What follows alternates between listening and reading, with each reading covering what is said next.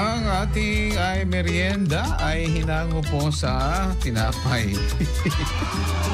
Gagawa tayo ng sarili nating pandesal ngayon na may kasamang corned beef. So, ang mga para sa dough, warm water at warm milk, sugar, at saka yeast, large egg, at saka 1/4 cup ng oil, and then 3/4 cups ng bread flour, and teaspoon ng salt, at saka ano pa, breadcrumbs for coating. Ito naman yung filling. Oo, maraming filling dyan talaga. Feeling saging, feeling, ano ba yun? Okoy. Chokoy.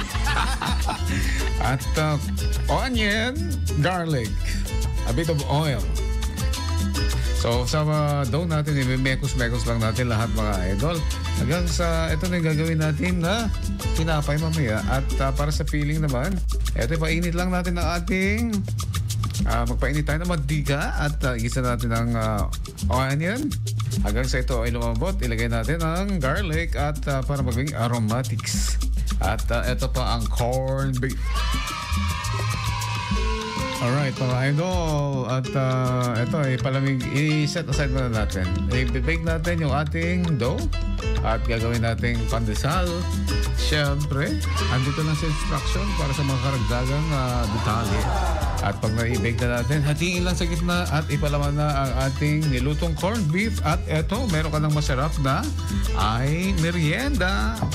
Okay na to, tikiman time. Naging mas, sika birthday boy Alexander Mariano, happy birthday. At mga taga Wide West Commercial, sa lahat ng mga nagsha-shopping dyan ngayon, binabati natin magandang afternoon sa inyo lahat sa IFM. Idol Mong FM, super yan.